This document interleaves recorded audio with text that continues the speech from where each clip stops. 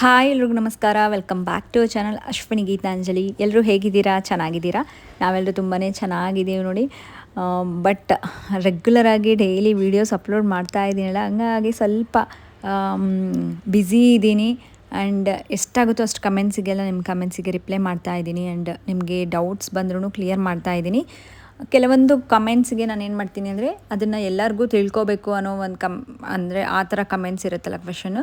So ಅಂಥದ್ದನ್ನ ನಾನು ವೀಡಿಯೋಸಲ್ಲೇ share ಮಾಡ್ತೀನಿ. So ನೀವು ಕೇಳಿರೋಂಥ ಕ್ವೆಶನ್ ಬೇರೆಯವ್ರಿಗೂ ಗೊತ್ತಾಗಲಿ, ಮೇ ಬಿ ಅವ್ರಿಗೂ ಆ ಡೌಟ್ ಇರ್ಬೋದು ಅನ್ನೋ ಒಂದು ರೀಸನಿಂದ ನಾನು ವೀಡಿಯೋಸಲ್ಲಿ ಕೆಲವೊಂದು ಕಮೆಂಟ್ಸಿಗೆ ಶೇರ್ ಮಾಡ್ತಿರ್ತೀನಿ. ನಿಮ್ಮದೆಲ್ಲ ಹೇಗೆ ನಡೀತಾ ಇದೆ ವೆಯ್ಟ್ ಲಾಸು? ಆ್ಯಂಡ್ ತುಂಬ ಈಸಿ ವೇಯಲ್ಲಿ ನಾನು ತೋರಿಸ್ಕೊಡ್ತಾ ಇದ್ದೀನಿ ಯಾವ ಥರ ನಾವು ವೆಯ್ಟ್ ಲಾಸ್ ಮಾಡ್ಕೋಬೋದು ಅಂತ. ಸ್ಪೆಷಲಿ ಬ್ರೆಸ್ಟ್ ಫೀಡ್ ಮಾಡೋರಿಗೆ ಮತ್ತು ಹೌಸ್ ವೈಫ್ಗೆ ತುಂಬಾ ಹೆಲ್ಪ್ ಆಗುತ್ತೆ. ನೆಕ್ಸ್ಟು ವರ್ಕೌಟ್ಸ್ ಬಗ್ಗೆ ಕೇಳ್ತಾ ಇದ್ದೀರಲ್ಲ, ವರ್ಕೌಟ್ಸ್ ಏನೂ ಮಾಡ್ತಾ ಇಲ್ವಾ, ಬರೀ ಡಯಟ್ ಮಾಡ್ಕೊಂಡು ವೆಯ್ಟ್ ಲಾಸ್ ಮಾಡ್ಬೋದಾ ಅಂತ. ಬರೀ ಡಯಟ್ ಮಾಡಿಕೊಂಡು ವೆಯ್ಟ್ ಲಾಸ್ ಖಂಡಿತ ಮಾಡ್ಬೋದು, ಬಟ್ ಅದು ಸರ್ಟೆನ್ ಪಾಯಿಂಟ್ವರೆಗೂ. ನಿಮ್ಮದು BMI ರೇಷೋ ಏನಿರುತ್ತಲ್ಲ, ಎಲ್ಲರಿಗೂ ಒಂದೇ ಥರ ವೆಯ್ಟ್ ಲಾಸ್ ಇರೋದಿಲ್ಲ. ಅವ್ರ ಏಜ್ ಮೇಲೆ ಡಿಪೆಂಡ್ ಇರುತ್ತೆ. ಆ್ಯಂಡ್ ಅವ್ರದ್ದು ಲೈಫ್ ಸ್ಟೈಲ್ ಆಗಿರ್ಬೋದು, ಅಂದರೆ ಅವರು ಎಷ್ಟು ಆ್ಯಕ್ಟಿವ್ ಆಗಿರ್ತಾರೆ ಫಿಸಿಕಲ್ ಆಗಿ, ಅದ್ರ ಮೇಲೇನೂ ಡಿಫ್ರೆಂಟಾಗಿ ವೆಯ್ಟ್ ಲಾಸ್ ರಿಸಲ್ಟ್ಸ್ ಬರುತ್ತೆ. ಸೊ ಒಂದೇ ಡಯಟ್ನ ಒಂದು 4 ಜನ ಟ್ರೈ ಮಾಡಿದ್ರು ಅಂದ್ಕೊಳ್ಳಿ, ಆ ಡಯಟಿಂದ ಎಲ್ಲರಿಗೂ ಒಂದೇ ರಿಸಲ್ಟ್ ಬರಬೇಕು ಅಂತ ಏನೂ ಇಲ್ಲ. ನಾನು ವರ್ಕೌಟ್ಸ್ ಮಾಡ್ತಾ ಇದ್ದೀನ ಈ ಡಯಟ್ ಜೊತೆ ಅನ್ನೋದನ್ನ ನಾನು ಶೇರ್ ಮಾಡ್ಕೊಳ್ತೀನಿ. ಸೊ ಫಸ್ಟು ಬನ್ನಿ, ಇಲ್ಲಿ ನಾನು ಇನ್ನು ಬೆಳಗ್ಗೆ ಒಂದು ಸ್ಮೂತಿನ ಮಾಡ್ಕೊಂಡಿದ್ದೀನಿ. ಏನಕ್ಕಂದರೆ ಹಿಂದಿನ ದಿನ ನೈಟ್ ನಾನು ಸೀಡ್ಸ್ ನಟ್ಸ್ನೆಲ್ಲ ನೆನೆಸಿ ಇಟ್ಕೊಳ್ಳೋದು ಮರ್ತೋಗ್ಬಿಟ್ಟಿದೆ. ಸೊ ಹಾಗಾಗಿ ಇವನ್ನೆಲ್ಲ ಹಾಕ್ಕೊಂಡು ಒಂದು ಸ್ಮೂತಿನ ಮಾಡ್ಕೊಳ್ಳೋಣ ಅಂತ ಒಂದು ಅರ್ಧ ಆ್ಯಪಲ್ ತೊಗೊಂಡಿದ್ದೀನಿ. ಆ್ಯಂಡ್ 5 ಬಾದಾಮಿ, ನೆಕ್ಸ್ಟು 2 ವಾಲ್ನಟ್ ತೊಗೊಂಡಿದ್ದೀನಿ, 2 ಖರ್ಜೂರ ಆ್ಯಂಡ್ 2 ಟೇಬಲ್ ಸ್ಪೂನಷ್ಟು ಅಗಸೆ ಬೀಜನ ತೊಗೊಂಡಿದ್ದೀನಿ. ಇವೆಲ್ಲ ಒಂದು ಬ್ಲೆಂಡರ್ಗೆ ಹಾಕಿಬಿಟ್ಟು ನಾನು ಒಂದು ಗ್ಲಾಸಷ್ಟು ಅರೌಂಡ್ 200 ml ಅಷ್ಟು ನಾನು ಲೋ ಫ್ಯಾಟ್ ಮಿಲ್ಕ್ನ ತೊಗೊಂಡಿದ್ದೀನಿ, ಸ್ಲಿಮ್ ಮಿಲ್ಕ್. ನೀವು ಸ್ಲಿಮ್ ಮಿಲ್ಕ್ ಇಲ್ಲ ಅಂತಂದರೆ ಏನು ಮಾಡ್ಬೋದು ಅಂದರೆ, ಮನೆಯಲ್ಲಿರುವಂಥ ಹಾಲನ್ನೇ ಚೆನ್ನಾಗಿ ಕುದಿಸಿ ಕೆನೆ ಬಂದಿರುತ್ತಲ್ಲ ಅದನ್ನೆಲ್ಲ ಕೆನೆ ತೆಗೆದುಬಿಟ್ಟು ಆ ಹಾಲನ್ನ ಒಂದು ಚಿಕ್ಕ ಗ್ಲಾಸಷ್ಟು ತೊಗೊಳ್ಳಿ. ಟೀ ಕುಡಿತೀವಲ್ಲ ಅಷ್ಟು. ನೆಕ್ಸ್ಟ್ ಬಂದುಬಿಟ್ಟು ಅದಕ್ಕೆ ನಿಮ್ಗೆ ಎಷ್ಟು ಬೇಕಾಗುತ್ತೋ ಅಷ್ಟು ನೀರನ್ನ ಹಾಕಿಬಿಟ್ಟು ಮಿಕ್ಸ್ ಮಾಡಿ ಈ ಸ್ಮೂತಿನ ಮಾಡ್ಕೊಳ್ಳಿ. ಸೊ ಹಾಲನ್ನ ಜಾಸ್ತಿ ಹಾಕ್ಕೊಂಡ್ರೆ ನಮಗೆ ಹೈ ಫ್ಯಾಟ್ ಆಗಿಬಿಡುತ್ತೆ. ಸೊ ಹಾಗಾಗಿ ಫ್ಯಾಟ್ ಕಂಟೆಂಟ್ ಇರೋವಂಥ ಹಾಲನ್ನ ಕಡಿಮೆ ಯೂಸ್ ಮಾಡಿ. ಇಲ್ಲಾಂದರೆ ಆಲ್ಮಂಡ್ ಮಿಲ್ಕ್ ಆದರೂ ಯೂಸ್ ಮಾಡ್ಬೋದು, ಅಥವಾ ಕೊಬ್ಬರಿ ಹಾಲು ಅದನ್ನಾದರೂ ಯೂಸ್ ಮಾಡ್ಬೋದು. ಈ ಥರ ಸ್ಮೂತಿ ಮಾಡ್ಕೊಂಡಿದ್ದೀನಿ ನೋಡಿ. ತುಂಬಾ ಹೆಲ್ದಿ. ಆ್ಯಂಡ್ ನಾನು ನೀನು ಫಾಲೋ ಮಾಡಬೇಕಾಗಿರುವಂಥ ಕಂಡೀಷನ್ ಏನಿದೆಯಲ್ಲ, ಫ್ರೂಟ್ಸು ಮತ್ತು ನಟ್ಸ್ ಇವನ್ನೆಲ್ಲ ಕಂಪಲ್ಸರಿ ತೊಗೋಬೇಕು 1 ಮೀಲ್ಗಾದರೂ ಅಂತ ಅಂದ್ಕೊಂಡಿದ್ದೆ. ಸೊ ನಾನು ನೆನೆಸಿಟ್ಕೊಳ್ಳೋದು ಮರ್ತೋಗ್ಬಿಟ್ಟಿರೋದ್ರಿಂದ ನಾನು ಈ ಥರ ಎಲ್ಲ ಸೀಡ್ಸ್ ನಟ್ಸ್ ಹಾಕ್ಕೊಂಡ್ಬಿಟ್ಟು ತೊಗೊಂಡಿದ್ದೀನಿ ಈ ಸ್ಮೂತಿನ. ಮಾರ್ನಿಂಗ್ ಬ್ರೇಕ್ಫಾಸ್ಟಿಗೆ ಫಿಲ್ಲಿಂಗ್ ಇರುತ್ತೆ. ಸೊ ಯಾರಿಗೆಲ್ಲ ಬ್ರೆಸ್ಟ್ ಫೀಡ್ ಮಾಡ್ತಿರ್ತಿಲ್ಲ, ಅಗಸೆ ಬೀಜ ತೊಗೋಬೋದಾ ಅಂತ ಕೇಳ್ತಿರ್ತೀರ, ಡೆಫಿನೆಟ್ಲಿ ತೊಗೋಬೋದು. ತುಂಬ ಒಳ್ಳೆ ಹೆಲ್ದಿ ನ್ಯೂಟ್ರಿಷನ್ ಇರುತ್ತೆ. ನಮಗೆ ಒಮೆಗಾ 3 ಫ್ಯಾಟಿ ಆ್ಯಸಿಡ್ ಸಿಗುತ್ತೆ, ಆ್ಯಂಡ್ ಪ್ರೋಟೀನ್ ಸಿಗುತ್ತೆ, ಫೈಬರ್ ಸಿಗುತ್ತೆ. ತುಂಬಾ ಒಳ್ಳೆಯದು. ಸ್ಪೆಷಲಿ ಬ್ರೆಸ್ಟ್ ಫೀಡ್ ಮಾಡೋರಿಗೆ ಅಗಸೆ ಬೀಜ ತುಂಬ ಒಳ್ಳೆಯದು. ಅದನ್ನು ಯಾವ ಥರ ಆದರೂ ತೊಗೊಳ್ಳಿ. ಬೆಳಗ್ಗೆ ಖಾಲಿ ಹೊಟ್ಟೆಲೆ 1 ಗ್ಲಾಸ್ ಬಿಸಿ ನೀರಿಗೆ ನೀವು ಬೇಕಿದ್ರೆ ರೋಸ್ಟ್ ಮಾಡಿ ಪೌಡರ್ ಮಾಡಿ ಇಟ್ಕೊಳ್ಳಿ ಅಗಸೆ ಬೀಜನ. ಅದನ್ನು ಚೆನ್ನಾಗಿ ಮಿಕ್ಸ್ ಮಾಡಿಕೊಂಡು ಖಾಲಿ ಹೊಟ್ಟೆಯಲ್ಲೇ ತೊಗೊಳ್ಳಿ. ಅಥವಾ ಈ ಅಗಸೆ ಬೀಜ ಪುಡಿ ಥರ ಮಾಡಿಕೊಂಡು ನಾವು ರೊಟ್ಟಿಗೆ, ರೈಸ್ ಜೊತೆ ಅದ್ರ ಜೊತೆ ಆದರೂ ತೊಗೋಬೋದು. ಸೊ ಯಾವುದೇ ರೂಪದಲ್ಲಿ ಬೇಕಿದ್ದರೂ ಅಗಸೆ ಬೀಜನ ನೀವು ತೊಗೊಳ್ಬೋದು. ಆ್ಯಂಡ್ ನೆಕ್ಸ್ಟ್ ಬಂದುಬಿಟ್ಟು ಇಲ್ಲಿ ನಾನು ಬ್ರೇಕ್ಫಾಸ್ಟ್ ಆದಮೇಲೆ ಮಧ್ಯಾಹ್ನ ಊಟಕ್ಕೆ ಪ್ರಿಪೇರ್ ಮಾಡ್ಕೊಳ್ತಾ ಇದ್ದೆ.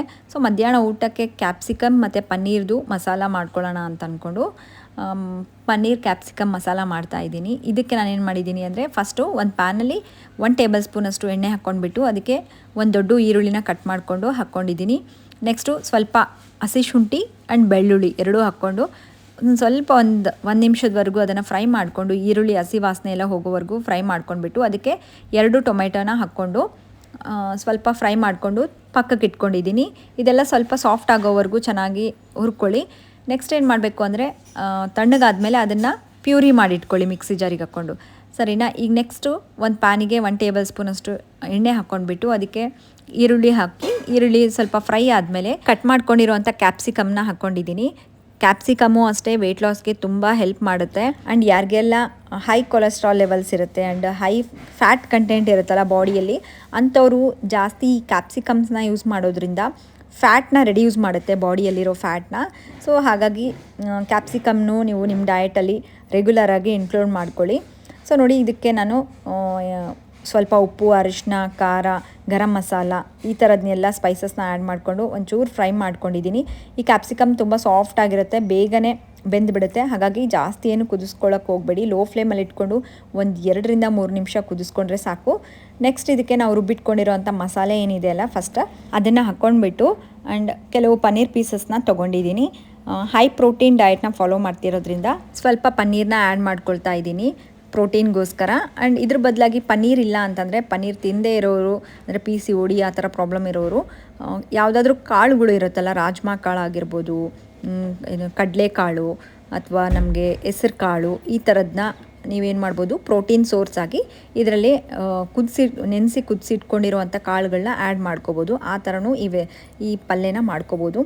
ಆ್ಯಂಡ್ ನೋಡಿ ಕೊನೆಯದಾಗಿ ನಾನು ಸ್ವಲ್ಪ ಕೊತ್ತಂಬರಿ ಸೊಪ್ಪನ್ನ ಆ್ಯಡ್ ಮಾಡಿಕೊಂಡು ಜಸ್ಟ್ ಈ ಪಲ್ಯ ಎಲ್ಲ ಒಂದು 5ರಿಂದ 6 ನಿಮಿಷದಲ್ಲೇ ಆಗಿಬಿಡುತ್ತೆ. ಅಷ್ಟು ಕ್ವಿಕ್ಕಾಗಿ ಆಗುವಂಥ ಕರ್ರಿ ಇದು.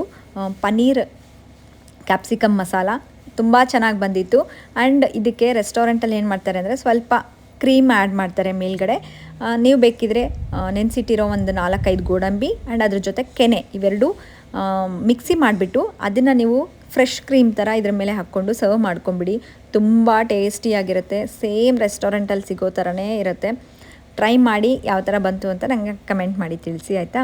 ಸೊ ಮಧ್ಯಾಹ್ನ ಕರಿ ಮಾಡಿ ರೆಡಿ ಇಟ್ಕೊಂಡಿದ್ದೀನಿ. ಅದ್ರ ಜೊತೆಗೆ ಚಪಾತಿ ಮಾಡ್ಕೊಳ್ತಾ ಇದ್ದೀನಿ. ರೊಟ್ಟಿಗಿಂತೂ ಇದನ್ನು ಚಪಾತಿ ಜೊತೆ ತುಂಬ ಟೇಸ್ಟ್ ಚೆನ್ನಾಗಿರುತ್ತೆ. ಹಾಗಾಗಿ ನಾನು ಬರೀ ಯಾವಾಗಲೂ ಮಾಡಿದರೂ ನಾನು ಬರೀ ಚಪಾತಿ ಗೋಧಿ ಹಿಟ್ಟಿಂದ ಮಾಡೋದಿಲ್ಲ, ಮಲ್ಟಿಗ್ರೇನ್ ಚಪಾತಿ ಮಾಡ್ತೀನಿ. ಅಥವಾ ಗೋಧಿ ಹಿಟ್ಟಲ್ಲಿ ಓಟ್ಸ್ ಪೌಡರ್ನ ಮಿಕ್ಸ್ ಮಾಡಿಬಿಟ್ಟು 2 ಆಫ್ ಅಷ್ಟು ಮಿಕ್ಸ್ ಮಾಡಿ ನಾನು ಚಪಾತಿನ ಮಾಡ್ಕೊಳ್ತೀನಿ. ಡೈಲಿ ರೊಟ್ಟಿನ ತೊಗೊಳ್ಳೋದು ಜಾಸ್ತಿ. ಕೆಲವೊಂದು ಸಲ ಈ ಥರ ಚಪಾತಿ. ಯಾರೆಲ್ಲ ಬರೀ ಗೋಧಿ ಚಪಾತಿ ತೊಗೊಂಡು ನಾವು ವೆಯ್ಟ್ ಲಾಸ್ ಮಾಡ್ಕೋಬೇಕು ಅಂತ ಅಂದ್ಕೊಂಡವರು ಖಂಡಿತ ಆ ಥರ ನಿಮಗೆ ವೆಯ್ಟ್ ಲಾಸ್ ರಿಸಲ್ಟ್ಸ್ ಬರೋದಿಲ್ಲ. ಅದ್ರ ಬದಲಾಗಿ ಮಲ್ಟಿಗ್ರೇನ್ ಚಪಾತಿನೇ ಯೂಸ್ ಮಾಡೋದ್ರಿಂದ ವೆಯ್ಟ್ ಲಾಸ್ಗೂ ತುಂಬ ಹೆಲ್ಪ್ ಆಗುತ್ತೆ ಆ್ಯಂಡ್ ಹೆಲ್ತ್ಗೂ ತುಂಬಾ ಒಳ್ಳೆಯದು. ಸೊ ಅದನ್ನು ಯಾವ ರೀತಿಯಾಗಿ ಮಾಡಬೇಕು ಅನ್ನೋದನ್ನ ನಾನು ಆಲ್ರೆಡಿ ವಿಡಿಯೋ ಮಾಡಿದ್ದೀನಿ, ಮಲ್ಟಿಗ್ರೇನ್ ಚಪಾತಿ ಹಿಟ್ಟನ್ನ ಮನೆಯಲ್ಲಿ. ಸೊ ಅದನ್ನು ವಿಡಿಯೋ ನೋಡಿಲ್ಲ ಅಂದರೆ ಎಂಡ್ ಕಾರ್ಡಲ್ಲಿ ಕೊಟ್ಟಿರ್ತೀನಿ, ಒಂದ್ಸರಿ ಚೆಕ್ ಮಾಡಿ, ಆಯಿತಾ. ಒಂದು ಸಲ ಮಾಡಿಟ್ಕೊಂಡ್ರೆ ಆರಾಮಾಗಿ ನೀವು 1 ತಿಂಗಳವರೆಗೂ ಯೂಸ್ ಮಾಡ್ಬೋದು. 1 ತಿಂಗಳಿಗೆ ಒಂದ್ಸರಿ ಹಿಟ್ಟನ್ನ ಮಿಲ್ಲಿಗೆ ಹಾಕ್ಸ್ಕೊಂಬಂದುಬಿಟ್ರೆ ಚೆನ್ನಾಗಿ ಅಂತ ನನಗೆ ಅನಿಸುತ್ತೆ. ಸೊ ಇಲ್ಲ ರೊಟ್ಟಿ ಎಲ್ಲ ಮಾಡ್ಕೊಳ್ತೀವಿ ರೆಗ್ಯುಲರಾಗಿ ಅಂತಂದ್ರೂ ಪರವಾಗಿಲ್ಲ, ನೀವು ರಾಗಿ ರೊಟ್ಟಿ, ಸಜ್ಜೆ ರೊಟ್ಟಿ, ಜೋಳದ ರೊಟ್ಟಿ ಈ ಥರನೂ ತೊಗೊಳ್ಬೋದು. ರೊಟ್ಟಿಗಳಲ್ಲಿ ನಮಗೆ ಕಾಂಪ್ಲೆಕ್ಸ್ ಕಾರ್ಬೋಹೈಡ್ರೇಟ್ಸ್ ಇರುತ್ತೆ, ಸಿಂಪಲ್ ಕಾರ್ಬೋಹೈಡ್ರೇಟ್ಸ್ ಸಿಗೋದಿಲ್ಲ. ಹಂಗಾಗಿನೇ ನಮಗೆ ವೆಯ್ಟ್ ಲಾಸ್ಗೆ ಹೆಲ್ಪ್ ಆಗೋದು. ಆ್ಯಂಡ್ ಫೈಬರು, ಪ್ರೋಟೀನು ಸಿಗುತ್ತೆ. ಸೊ ನೋಡಿದ್ರಲ್ಲ, ನಾನು ತೊಗೊಂಡಿರೋ ಲಂಚ್ ಬಂದುಬಿಟ್ಟು 2 ಮೀಡಿಯಮ್ ಸೈಜ್ ಚಿಕ್ಕದು ಮಾಡ್ಕೊಂಡಿದ್ದೆ ಚಪಾತಿ. ಸೊ ಮೀಡಿಯಮ್ ಸೈಜಿನವು 2 ಮಲ್ಟಿಗ್ರೇನ್ ಚಪಾತಿ ತೊಗೊಂಡಿದ್ದೀನಿ.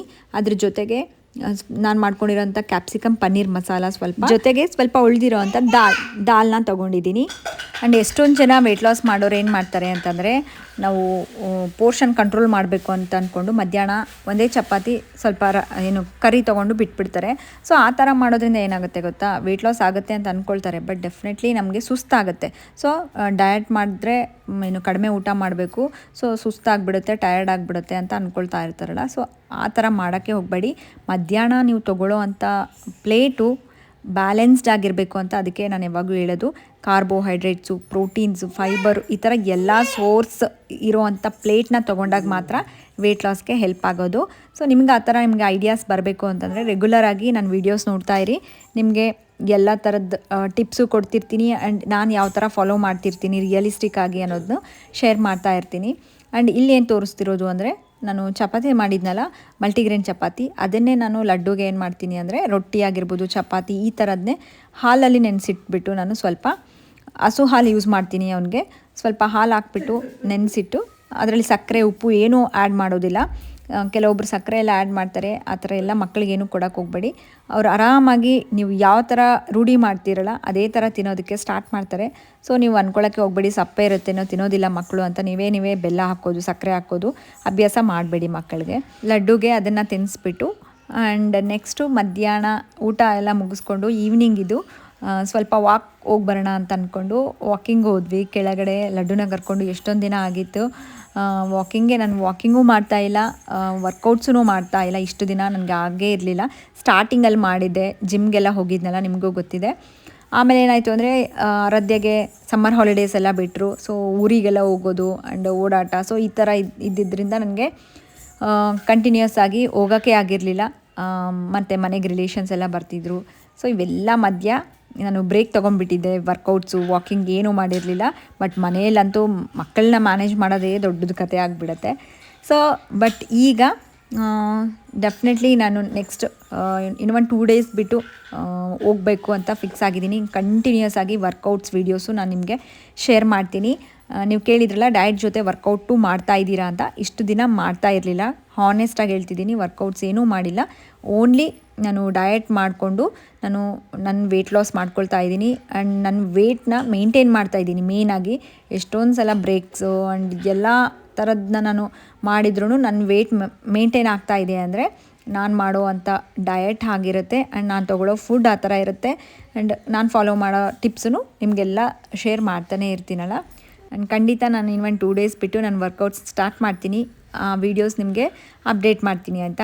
ಆ್ಯಂಡ್ ಇಲ್ಲಿ ಬಂದುಬಿಟ್ಟು ನೈಟ್ ಡಿನ್ನರ್ಗೆ ಏನು ಮಾಡ್ಕೊಳ್ತಾ ಇದ್ದೀನಿ ಅಂದರೆ, ಕ್ವಿಕ್ಕಾಗಿ ನಿಮಗೆ ಮಾಡ್ಕೊಳ್ಳೋಕ್ಕೆ ಇಂಟ್ರೆಸ್ಟೇ ಇಲ್ಲ, ಏನಪ್ಪ ಏನು ತಿನ್ನೋದು ಅಂತ ಯೋಚನೆ ಮಾಡ್ತಾಯಿದ್ರೆ ಆ ಟೈಮಲ್ಲಿ ನಾನು ಒಂದು 5 ಮಿನಿಟ್ಸಲ್ಲೇ ಪ್ರಿಪೇರ್ ಆಗೋ ಥರ ವೆಜಿಟೇಬಲ್ ಆಮ್ಲೆಟ್ನ ಮಾಡ್ಕೊಂಡು ಬಿಡ್ತೀನಿ.